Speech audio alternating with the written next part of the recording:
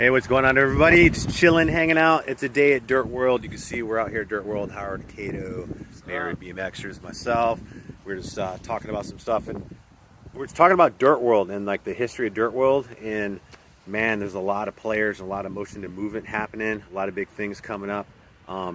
So I've always been asked, like throughout the years of like hosting action sports and motorsports events, about, you know, you always meet people. They always have like this special thing going on with them. You know the energy, you can feel it.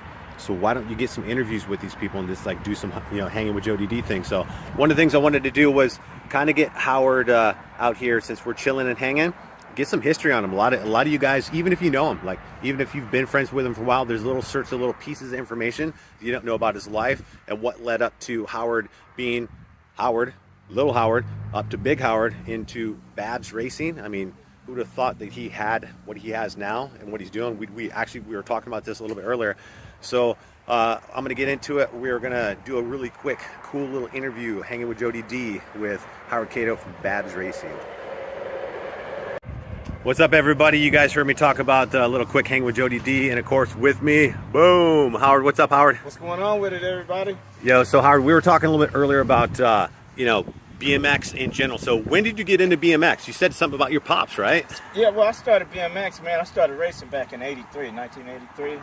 Grew up in Oakland. 83, you know, those are my years too. BMX, those are some great years, man. Great times and everything and stuff. You know, a friend of mine, man, got me hooked in with the BMX scene, man. I went out and did my first BMX race, like in Fremont. Fremont, nice. Yeah, so, you know, I got hooked that night, you know, man. Took me a second place trophy, man, brought it back home, man. Never had a trophy like that before, man. I held on to that thing real tight. Do you still have it? No, actually, I don't, man. I should have. I had mine up until like 2 years ago. Oh, is that right? That was the one thing I cherished. Dude, those were some out of the of best all trophies. the trophies. Yeah, those were some of the best trophies back in the day because they were made out of marble. Yep. And man, it was great. And you know, some of those trophies were bigger than us when we were kids. Heck yeah, we needed your buddy to go pick up trophies after, like when you pick up your trophies, you had to go get your buddy to carry them back to the cars.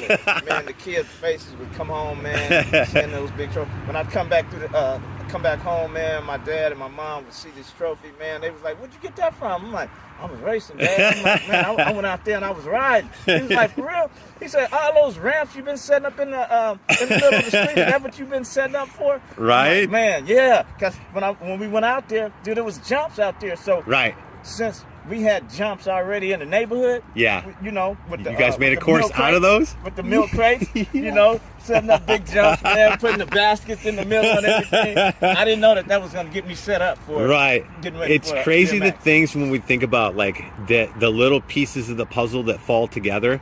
Mine was chasing my brothers around. They're all older brothers. Okay. And I was like the little Grom chasing around all these older guys. Had no idea what I was doing. Right. And sometimes they knew that I was going to be the big sender. Okay. So they would just build the jump and be like, "Oh yeah, we've jumped it all day long. You got to go as fast as you can." And then, you know, nowadays you'd have your cameras out. Then I was just sending it. Yeah. Oh, you was a tester. But didn't know it. Yeah, I just remember my first race. You know, looking back, here's a flashback. Okay. So everybody's so used to BMX of the riders ready, watch the lights, bop, bop, bop, bop. Before that was riders ready, pedal set. Yeah. Before that was riders ready, and there was a rubber band that was stretched across. Man, you was in that era. Yeah, I remember the rubber band being stretched across, and first thing I looked at, I was like, "What is that? What is that?" My older brother at the time had my bike between his knees, and he says, "When that rubber band goes, you pedal as fast as you can until you get 50 feet past the finish line." He's like, "Don't pedal until you get past the finish line."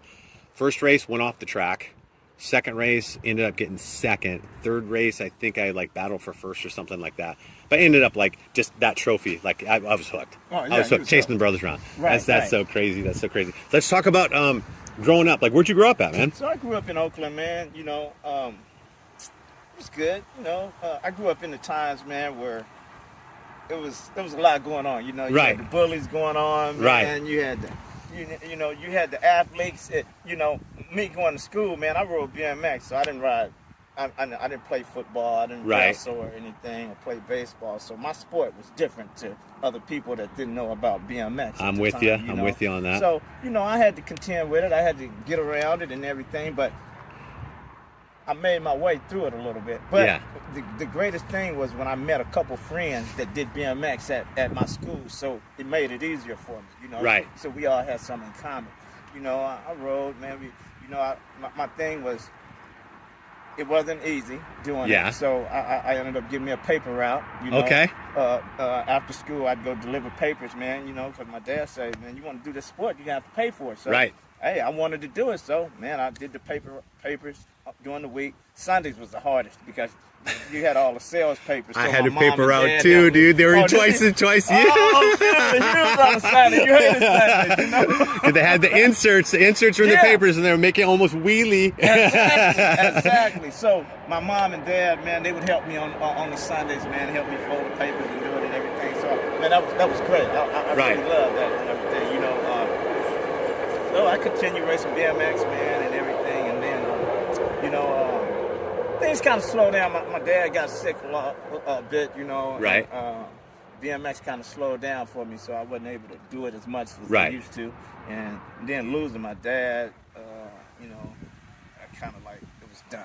A little bit, and, you know, I was doing other things, high school, got into girls, got into the streets. Right. And, you know, I just kind of went down a path, man, wrong path. A little wilding out? Yeah, wilding out bad, you know. And, you know, my thing is, it cost me a little bit. Right. You know, I was paralyzed, got shot, man, several times, you know. Wow. And got paralyzed, man, you know. Didn't know if I was going to walk again or not, you know. Wow. But, hey, you see me right now, man. Yeah, I'm walking, I'm riding, you know, I lost my lung, man. So I only got one lung. I was going to ask you about that. So one lung, like this, so we'll pause it right there in the history. So one lung, like, that affects everyday life, man. Like, most people are looking at you, they don't realize that. No, they don't realize you got one lung. No, like, they don't know it unless I tell you. Yeah. You know, I don't forget about it now, dude. Right. When I landed in that hospital, I said to myself, I was going to walk again. I'm not finna sit up in this bed. I'm not finna do all this stuff. Right. I had a daughter coming, man. I'm like, man, I got to be there for her. You know, and everything. And, man, it was like, God gave me a chance, dude. Right. And I had to run with that chance. And when I say run with it, I had to go out and do the right things that I'm doing now. So when I say that, I got back into BMX. So when I got back into BMX, after I was able to walk again, that was the first thing I wanted to do it. I'm sitting in that bed. I'm like, why am I laying in this bed here? What did I do wrong to get here? All those questions, all those questions in your mind there, you know, because you got time now. You have plenty of Nothing time. but time. Nothing but time, man. So I realized that I couldn't blame anyone for what I did because I did that to myself. Right. You know, and I had to fix it. Right. So when you fix something, you have to go and first you got to create, you got to find the problem. Yep. And then the solution. Yep. My solution was I need to get back on my bike, something that brought me happiness that I was always happy with. Yeah. So I tuned in, I got with some friends and got back on the BMX bike, man. And it took me, up to having fun again. Yes. Running into people that I grew up with as kids. Brought back them good times. Those good times and everything. So I came back into the sport and I had fun. Yep. And, then I had my son. And as the way I mentored him into the BMX world, I always rode him on my handlebars. He was always around the dirt. It was just a matter of time. When was he going to be able to get on a bike to get it? So, because I was already, he didn't know I was molding him into the BMX right. Does he remember all the riding and stuff? He remember the riding. Yes, he remember a lot of the guys that's older now. They'll come up to him and he'll remember some of the guys because he was there. He was 3.5. Yeah. And it was just like those moments was there. So when he was able to get on the bike, it wasn't like. It was new for him to come down a little bit of hill because he already saw it. Yeah. It was just when was I going to get a chance to get down and do it. Exactly. The little pieces of his puzzle started coming together. Right? Yeah. So he races professionally right now, right? Yes, he is. He started when he was 4. He's 28 now. He's racing professional. He got a good, my thing is, me and him had a good bonding time with this BMX, man. Right. For son and father and son, you know, got a chance to race all over the country. Yeah. You know, watching when he first turned pro, man, it was his first race in Oregon. We were up in Redmond, Oregon. That was one of the greatest moments, dude. That was almost one of my moments, like walking, graduating from college or something. Right. Well, that was one of my moments right there. Yeah, yeah. The highlight of him winning his first professional race that weekend, man. How awesome is that? Yeah. You know, those visions probably all going through your head of, like, you know, him at birth, and then him growing up, and then you finding BMX, and then him sitting on your bars. Yeah. And then, like, all those just flashing back to, like, now he's in the gate. First pro moto, like, just doing it. Yeah. That's awesome. I was like, you know, you walk around, dude, with your chest poked out. You know? Right, that right, moment, right. You know, Yeah. So that's one of those things. Like, let's get back, like, talking about, like, pro racing and stuff. Like, you know, we were talking earlier about the whole Babs thing. Like, would you have ever thought back in the day that you would be doing all this right now? Jody, first of all, man, no. Crazy, huh? It's crazy, dude. I would have never thought that, because 12 years ago, me and you would probably be sitting talking, dude. This would not be on my mind right now. Now, riding, yes. Yeah. But coming out with our own frames, no. I know, so right? That was something big and huge for us to be able to do that and be able to push it as a brand. You know, a Barry BMX is period. You know, as a brand, you know, it's been, you know, with me having riders in Colombia, in Brazil, you know, traveling all over. My bikes are all over the place now. Yeah. I mean, that's a big thing for me, for a person growing up in Oakland and seeing a lot. Yeah. You know, but to be able to say that, man, if you push hard and do what you're supposed to do it and do it in the right way, man, you'll see the rewards. Yep. Yeah. It definitely, the results come around. So let's talk a little about, we were talking about as we were kind of messing around. I was de-weeding earlier. Yeah. And let's talk about, like, just Dirt World. You know, obviously we're at Dirt World, like, right now. You can see Dirt World is what it is today, but it never used to really look like this when you guys, you were talking about, you were on a ride. Yeah. And let's talk about that ride and you riding past here. So I did a ride, man. I collabed with Richmond City Rides out here, man, and D2, founder of Dirt World here. Yep. And we were riding, and we came past here, and he was like, man, this is a lot right here. I'm trying to get this thing to be a BMX, you know, and bike park and everything and stuff. Right. Like, but it wasn't, it was just like, you know, me thinking about bikes. You wouldn't think that was going to be happening. Yeah, it was like a long shot. Yeah. You could see the vision. You could see the vision. You could see what could take place, but it's just a field full of weeds. Right, it was all weeds, man. Yeah. It was all weeds. So I said to myself, next thing you know, a couple years later, dude, I'm on the board.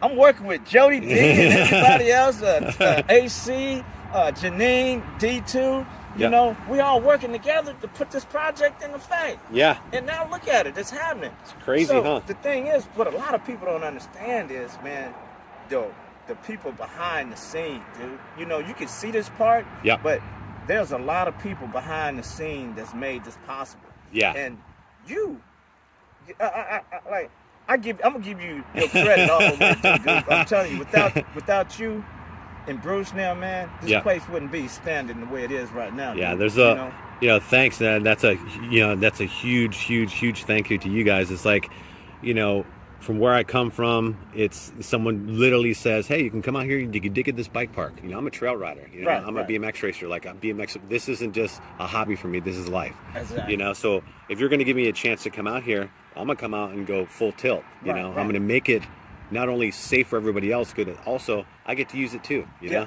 so that's the thing we're talking about, like the behind the scenes thing. We'll get to that for you in a second. I'm going to end this up real quick, and then I'm going to do a quick. Cool. So we're talking about the behind the scenes. So, you know, how many weeks are you guys actually racing? Because you guys are on the national level. Like, how many weeks out of the year are you guys racing? Man, we've been busy, dude.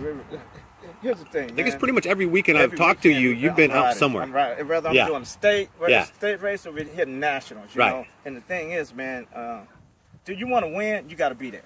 Exactly. And the thing is, man, I'm trying to win. Right. You know, I want to win. You know, I try to push my team, my riders, man, to be the best, to do the best. But I also have to be an example of getting out here pushing hard myself. Because if they see me pushing hard, then they're gonna push hard as well. You know, you can't be lazy, and then you telling them you want them to do something. So I got to be on it too, man. Yeah. You know, I've been to the races and I've seen it. You know, I've jumped back on the BMX bike a few times and went to the nationals, and I saw Howard out there kicking some butt. I've seen some videos of Howard out there kicking some butt in some nationals in first place from gate to finish. Man, that's definitely putting your money where your mouth is there. Exactly. And it goes back to what we were saying about, dude, if you want something, you can do it. There's no excuses because, like I tell you, I got one lung. Yeah. And if I'm out here pushing hard, man, I don't want to hear no excuses from anyone else, man. Yeah. You know? Yeah. I hear a lot of people a lot of times making a lot of excuses, and I have to bite my tongue a lot. Right. Because, you know, I don't hold my voice back at all. If something needs to be said, I'm the guy that usually says it. Exactly. Whether you want to hear it or have to hear it, I'll say it. Right. But then again, it's like, you know, it's one of those things like with Dirt World. Like, so a lot of people see the dirt here. A lot of people see that there's always jumps to be had. Mm-hmm. There's always something going on here where you can come, just show up, ride down the bike path, and you can ride it. But there's a ton of stuff that goes on behind the scenes, and a lot of people don't see that. No, like the Zoom calls, the emails, the meetings, you know, the meetings with handshakes and all these people trying to do stuff. I mean, we're dealing like right now with, you know, a possible bridge project that wants to come through, and, you know, we've been in meetings for that for about 4.5, 5 months now. Yes. And that's still in the baby walking steps. So, yeah. So let's talk a little bit about you doing your clinics coming up. Yeah. That's one of the things we're talking about. Possibly, we are actually here working to talk about and get ready for the clinics. Right. So we have my yearly summer camp starting June 27th here at Dirt World. You know, it'll be up for a whole week from June 27th to July the 1st. Yeah. And kids come out, you know. I prefer a lot of new kids that don't know nothing about BMX. Right. They come out and they learn the BMX. They learn what we do, see what we're doing out here. Man. Right. Learn how to jump, learn how to race with other kids, and just kind of come together with other kids, you know, and ride and have fun outdoors. Yeah, you know? I mean, that's just like when we started, you know, when I was chasing my brothers, there were so many different skill sets. Yeah. I was the beginner kid chasing all these guys, and some of them were like the top experts, you know, trying to keep up with them. So where can, if they're going to come out and do the clinics, how can they get a hold of you to do the clinics? All the information is on my website at BayAreaBMXers.org. You can go on there and register. We have like 4 spots left. Nice. No, I'm sorry. We have 2 spots left. Oh, even better. Yes, 2 spots left. Nice. Yes. So we're going to try and get the track remolded, reshaped. If we have to do it by hand, we'll do it by hand. That's the whole part about it. It's grassroots. Like you said, he's going to come out here. It's going to be all skill sets. Yes. All skill sets coming out here. Do you guys have any nationals coming up, or is it kind of that season? Yes, we have a national coming up, man. Labor Day weekend in Nashville, Tennessee. So that's going to be a big race for us, man, for the team. You know, I got my riders setting up, getting ready for that one. So, man, trying to get in tune for that. Right. So let's talk a little bit about, I mean, obviously, you know, you got the whole entire team going on, but you got some sponsors that, you know, you need to talk about, too, that are, like, backing you big time. Oh, man, you know, Cookies, man, AAA fire protection, man. Yep. You know, I have Sticker Farmer. Yeah. You know, these guys, man, are really stepping it up. They stepped it up for me big time out here, man, helping me in a major way. And, you know, I really appreciate all the things that they do. Big shout out to my buddy Bill Smith, man, that's got my back all through. There you go. All day long and stuff, man. You know, so, you know, we really doing this, man. Heck yeah. Once again, would you ever have thought back in the day? No. Would you ever have thought? No, dude. I'm telling you, hey, man, like I say, man, dreams are made to come true, dude. They come true if you really want it. There you go, my man. Hang with Jody D, Howard Cato, Bay Area BMXers, Babs Racing. They're worldwide. They're based right here, and he's out of Oakland. Make sure you guys check out the websites. He's got 2 spots left for his clinic coming up here shortly. They're going to be going to Nashville, kicking some booty out there in Nashville and coming back to the Bay, and then that's when we start everything with these summer clinics. All right, cool. This has been Hang with Jody D, and we're going to get back to work. See ya.